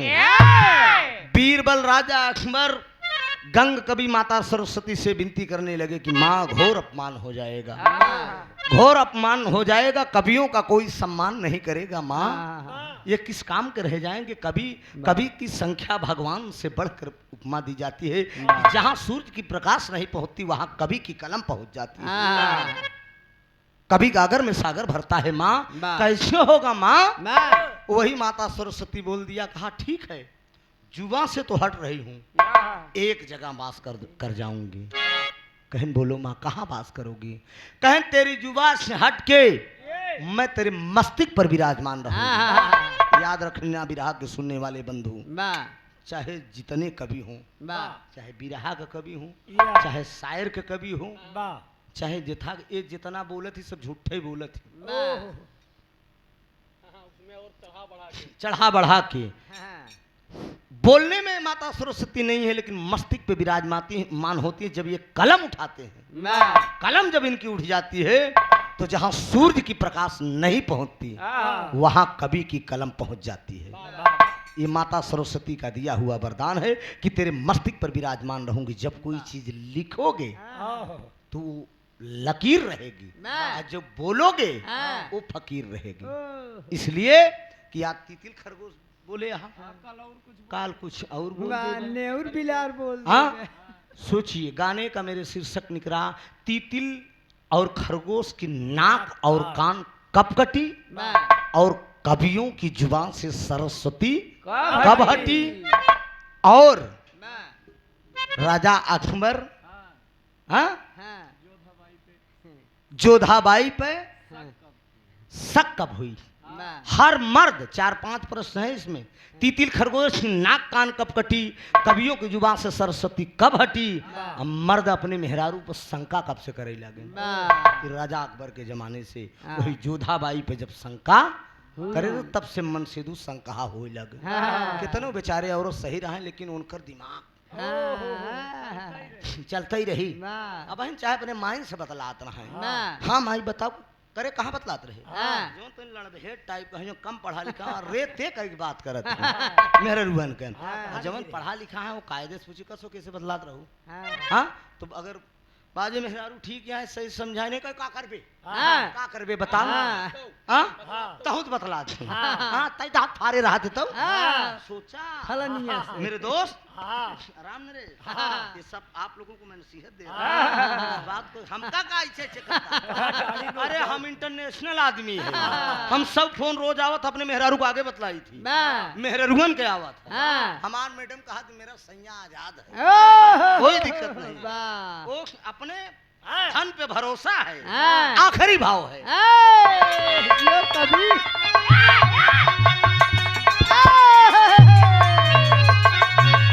कहा अरे अब ना मिली ए भाई अब ना मिली ये बाबू अब ना मिली कहा न मिली कहा न मिली। का भैया जब बिग गंगा चैनल पर अभी सुषमा जी ने बताया ना बिग गंगा चैनल पर जब बिरहा दंगल आ रहा था हाँ टेलीविजन के अंदर दुनिया के कोने कोने में टेलीविजन में जब मेरा बिरहा कार्यक्रम आ रहा था ना इतना फोन हमरे लगे आवत रहा सुषमा जी ना हम कोनो एमएलए एमएलसी हुई है हाँ। हम फोनवे छू भी आई जात रहे वाह। बधाई हो आप तो बॉम्बे में है बॉम्बे से आप दिखाई दे रहे हैं टीवी में। हाँ। उस समय मैंने राजा मोरंग की कहानी गाया था वाह। यही लाइन गाया था। हाँ।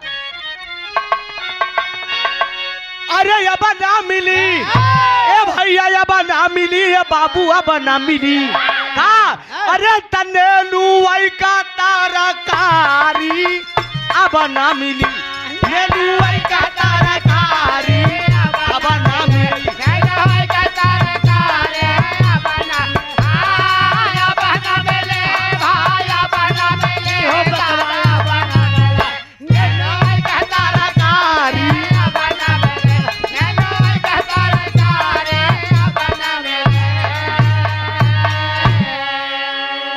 नेनुआई का तरकारी अब न मेरी एक लेडीज हमसे बिरहा हुई का ए ब्यास जी नेनुआ का तरकारी तू कितना खाव्या हो चटनी खवाई चला हमरे बिहार में उन्हें लक्ष्मी प्रियदर्शी बिहार में हमरे चला तो खियाई हमके कौने नेनुआ के बात करत हूँ ई हाइब्रिड वाला ना जोन इंजेक्शन से तुरंत याँ कह दे हाँ। ये हाइब्रिड वाला हाँ। ये दादा पंधारी की लिखी हुई लाइन है ऊ नेनुआ का बात होत जवन छानी पे होत रहा ना मड़ही उड़ही पे जैसे लगाए देते चढ़ जात रहा ना हाँ, कांटा टाइप का इतना बड़ा इतना बड़ा वाला वो है जो कटवा टाइप कैसे रहा हाँ, था खेचना ऊ हाँ, देसी खेचना। नेनुआ है खेचना हवा। कहाँ मिलत बा हाँ। कहूँ मिलत बा ये हाइब्रिड वाला खरीद के 10 रुपये किलो लई आवता है बनाए खाता अब बीमारी सचारा था ना दादा पंधारी जवन गायन अनपढ़ रहे जरूर लेकिन वो विद्वान थे वो हाँ, हाँ, हाँ। दादा राम आधार एक लाइन गावत रहे कहा अरे अब ना मिली ए भाई अरे अब ना मिली ए बाबू अब ना मिली अरे तदेसी घी कई सुहारी अब ना मिली देसी घी कई सुहारी अब ना मिली।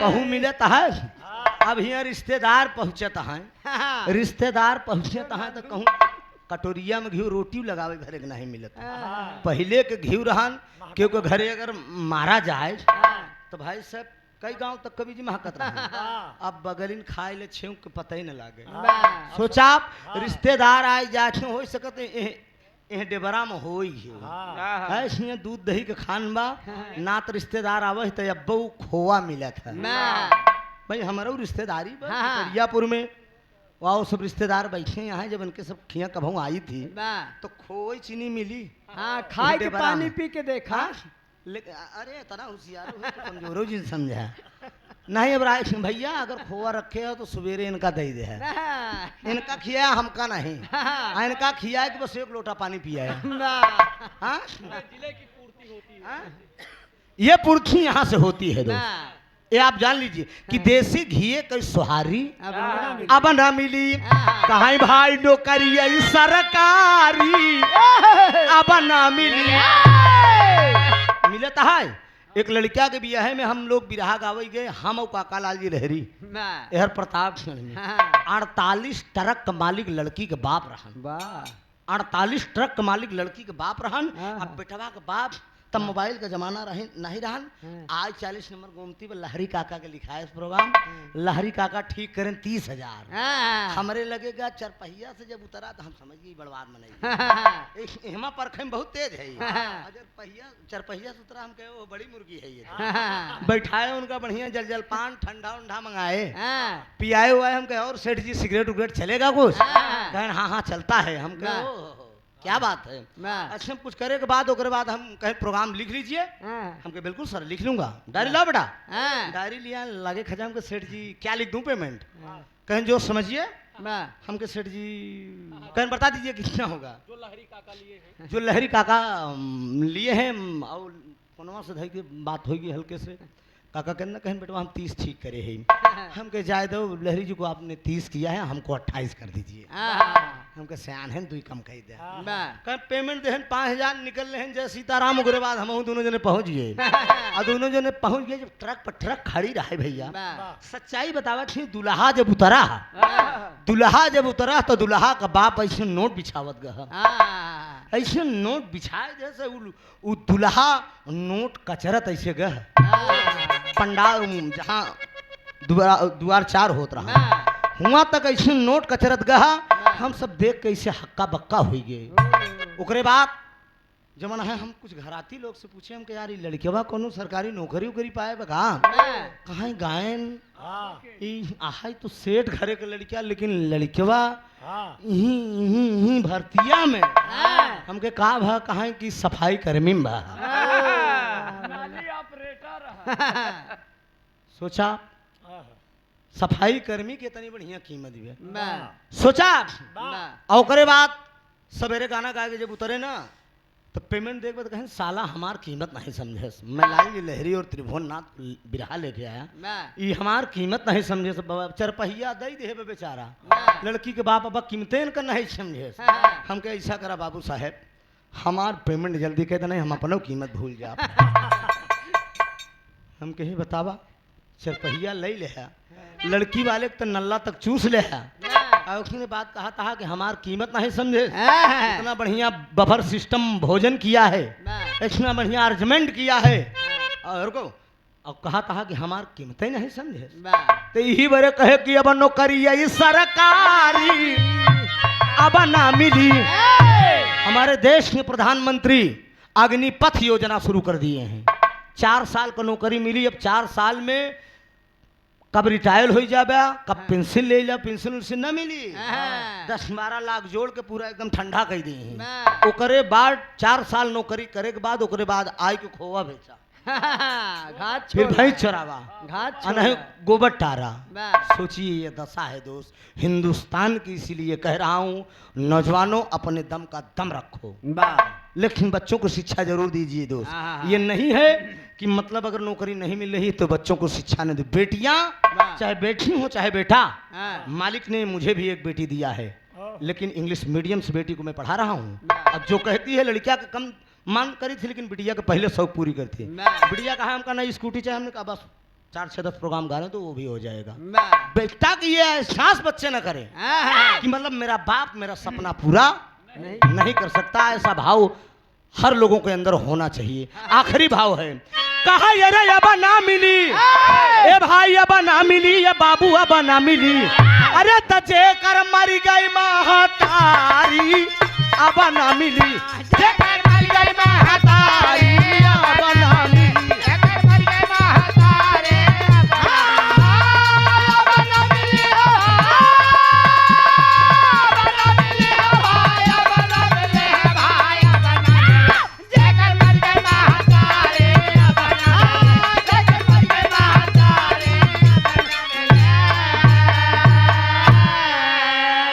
थोड़ी सी गलती ए भैया थोड़ी सी गलती है बाबू, थोड़ी सी गलती, तो मैया कई दिहली नी पयनवा, थोड़ी सी गलती जुबा से हटके कंठ पे बा विराजमान हुई आई।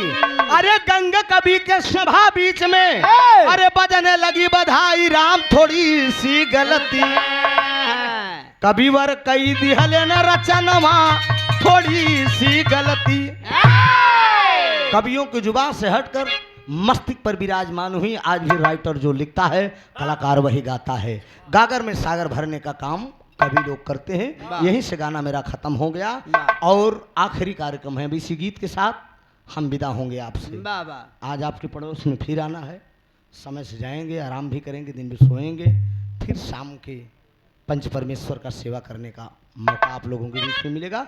सुषमा जी एक आध गीत नहीं, अच्छा कई बज चुका है, कितना टाइम हो गया?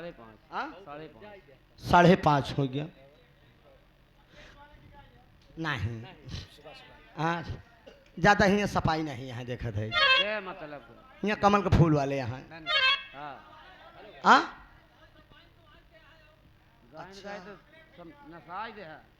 अरे रुक जा यार, बने चाहे न बने, घर जोड़ी तो काब पतो दमकल तो देख ली। हाँ तो आहा साइकिलिन वाले 2 लाइन झटक दे, देखब तो फिर मालो पानी मिले चाहे ना, गायन बड़कई नहीं बा। ला 2 लाइन गायन दे यार। अरे लड़के हैं मोहल्ले के, लड़के हैं मोहल्ले के, शैतान मेरी लैला। लड़के हैं मोहल्ले के, शैतान मेरी लैला। अरे बस तू इनसे बचा अपनी दुकान मेरी लैला। समाजवादी पार्टी का क्या कहना है मित्रों? यादव अहिर भव जुट के गवावत हैं, लेकिन जानता है इसमें सारी जात एक होगी। सारी जात यादों को निगाह पे ले चुकी है, लेकिन ये आपन नाश करता है, चिंता न करा।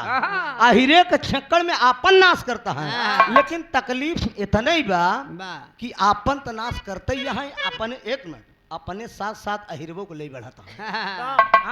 कभी आपने सोचा था कि 100 रुपये 110 रुपये लीटर पेट्रोल मिलेगा? कभी आपने सोचा था कि गैस सिलेंडर 1150 रुपये में मिलेगा? क्या जमाना है, कांग्रेस की सरकार थी, 450 रुपये में गैस सिलेंडर मिलता था। सोचिए 250 रुपये लीटर कड़ू का तेल मिल रहा है, रिफाइंड मिल रहा है। योजना कितनी टॉप है दोस्त कि फ्री में गल्ला बांट के कितना बड़ा लुभावन है। 5 किलो राशन पे इतना गुमान। हाँ एक मिनट यही पे जनता भरम गई। लेकिन एक नया नायाब चेहरा 24 में प्रधानमंत्री के रूप में दिखाई देने वाला है, और कौन हो सकता है? बिहार के मुख्यमंत्री आदरणीय नीतीश कुमार जी को सारी पार्टियां मिलकर समर्थन करें। और नीतीश कुमार जी किस बिरादरी के हैं पता है कभी जी आपको? आपके समाज के हैं, पटेल समाज के नीतीश कुमार जी हैं। उत्तर प्रदेश में सबसे ज्यादा संख्या नीतीश कुमार पटेल भाइयों की है।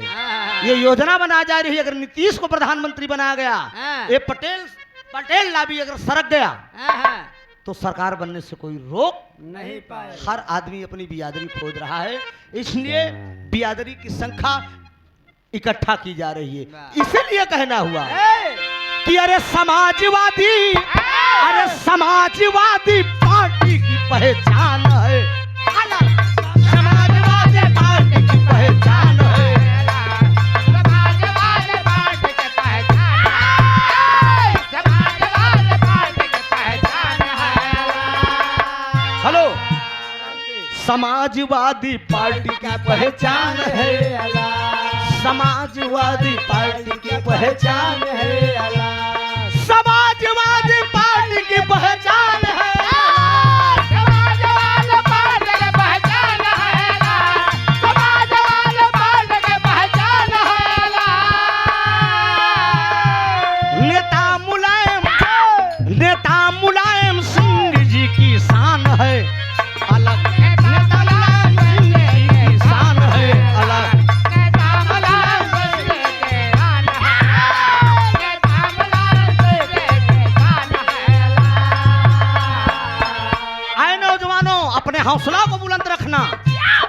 हौसले में कोई कमी मत करना। ये आपकी पार्टी, आपका नेता इतना कमजोर नहीं है। 125 सीटों का उत्तर प्रदेश में माननीय अखिलेश जी मालिक हैं और विपक्ष मजबूत है। माननीय अखिलेश यादव जी विधानसभा में जब बैठक होती है, माननीय अखिलेश यादव जी जब विधानसभा में बैठते हैं तो विरोधी पार्टियों का दांत खट्टा कर देते हैं। जो जो सवाल माननीय अखिलेश जी कर जाते हैं, यही भाजपा वालों को जवाब देने की हिम्मत नहीं पड़ती। ललकार कर रहे सभा में माननीय अखिलेश यादव जी ने कहा था, किस बात का गुरूर है, किस बात का गुरूर है जो सरकार बना लिए हो। माननीय अखिलेश जी ने सभा में ललकार के कहा था, न जाने कितने विधायक आपके बेईमानी से जीते हुए हैं। अखिलेश जी ने कहा था ना, चोरों से नहीं मतलब न डाकू से है नाता, चोरों से नहीं मतलब न डाकू से है नाता,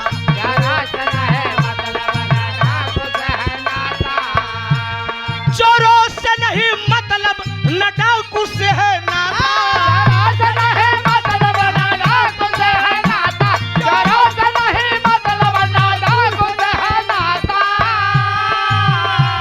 जनता के बीच इनका सम्मान है अलग, जनता के बीच इनका सम्मान है अलग।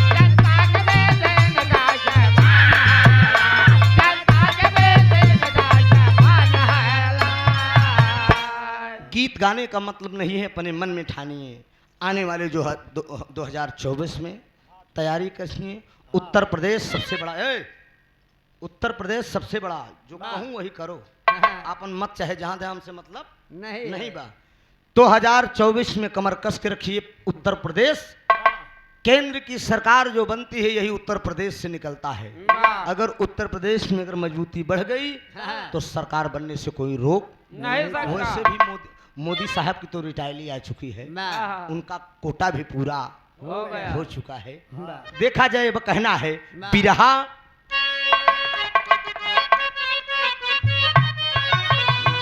ओहो, अरे बिरहा भइल बड़ियार हो, अरे बिरहा भइल बड़ियार हो। का नाम बा गांव का? गांव का नाम नक्कू का पूरा। बिरहा भइल बड़ियार हो नक्कूपुर, बिरहा भइल बड़ियार हो नक्कूपुर कई धरतिया, बिरहा भइल बड़ियार हो नक्कूपुर कई धरतिया।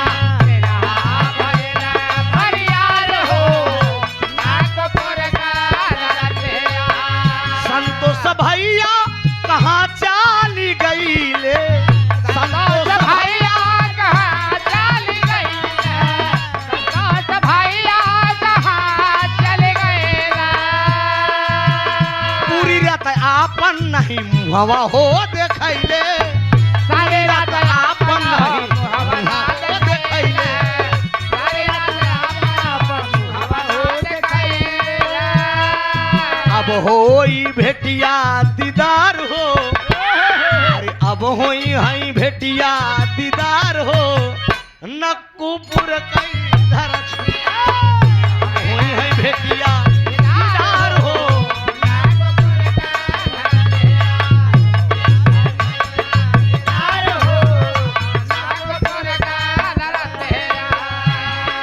बाजा वाले भाई का कितना बखानी, बजावल भाई का कितना बखाने, बजावल भाई का कितना गान गाए। लाइट टेंट कुर्सी वाले, लाइट टेंट कुर्सी वाले जदुइया दी है डाली, लाइट टेंट कुर्सी वाले।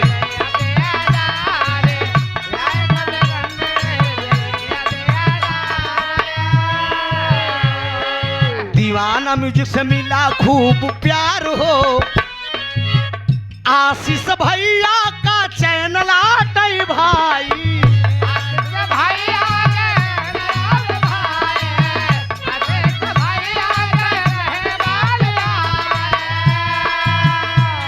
अरे दीवाना अब म्यूजिक बाबू चैनल हो चलाई, दीवाना म्यूजिक बाबू।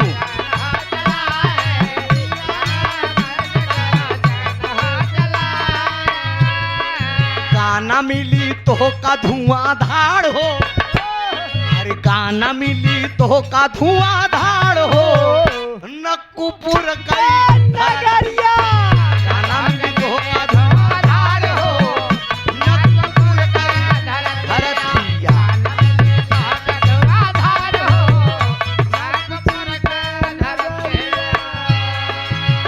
माई बहिनियन का बाटई प्रणाम हो, माय बहनियन के बाटे प्रणाम हो, माय बहनियन के बाटे प्रणाम हो। अरे चरण छुअत बाटई सुना त्रिभुवननाथ हो, चरण छुअत बाटई सुना त्रिभुवननाथ हो।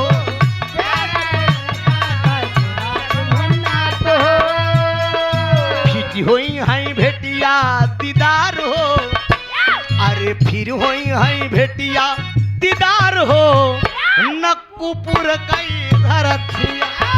फिर होई हैं भेटिया दीदार हो, नक्कुपुर कई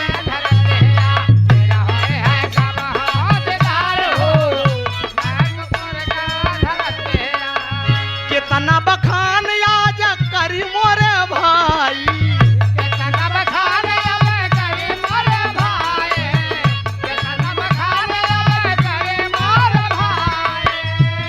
अरे सुषमा प्रयाग जी कौशाम्बी से आई, सुषमा प्रयाग जी कौशाम्बी से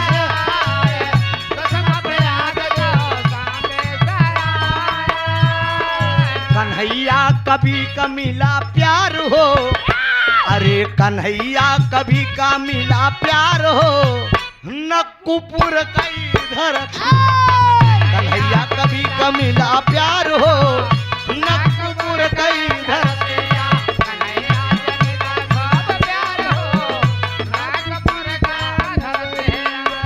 रामदेव भैया जादुइया दिहले डाली,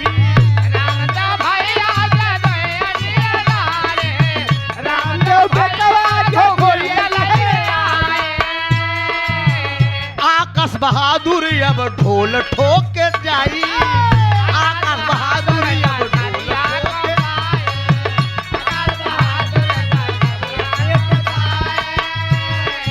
हारमोनिया बजाएं डॉक्टर आज हो, अरे हारमोनिया बजाएं महिप आज हो, नक्कुपुर कई धरती। आज हो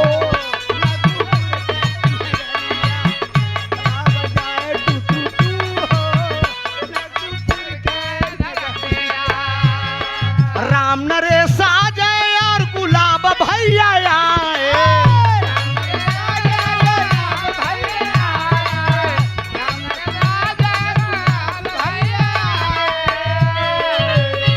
अरे पारसनाथ पटेल हमारा ड्राइवर लइके आए, पारसनाथ पटेल हमारा ड्राइवर लइके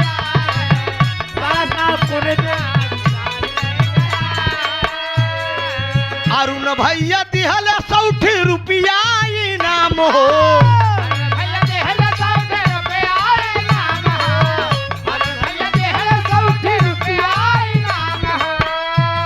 अरे सुखी रहाई भाई सुना तोहर परिवार हो, सुखी रहाई भाई सुना तोहर परिवार हो।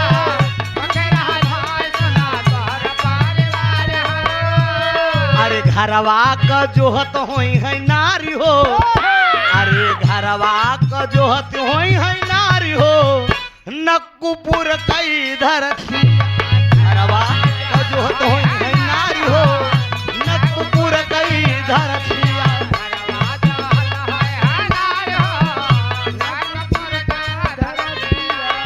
मैहर कमाई जाए कैला प्रस्थान हो,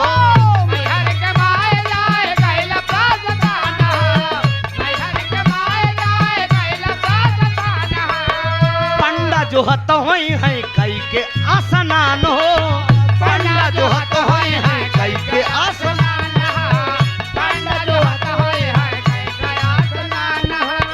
चूमी चरण हम बारंबार हो, चूमी चरण हम बारंबार हो, नक्कुपुर कई धरतिया।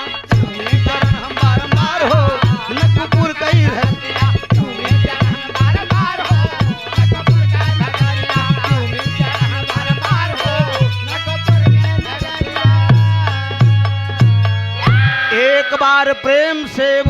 मात शारदे की, वीर बली बजरंग बली की, हर हर महादेव। बहुत बहुत धन्यवाद। बहुत अच्छा लगा भाई के दरवाजे पे आके। गाने बजाने में दोनों कलाकारों से कोई त्रुटि होगी तो क्षमा करिएगा।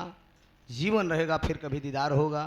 संतोष जी अगर मेरी आवाज़ जाती हो तो आ जाएं, अरे सो गए हो तो कोई बात नहीं है, भाई से मिल लेंगे और निकल जाएंगे। धन्यवाद। आज कार्यक्रम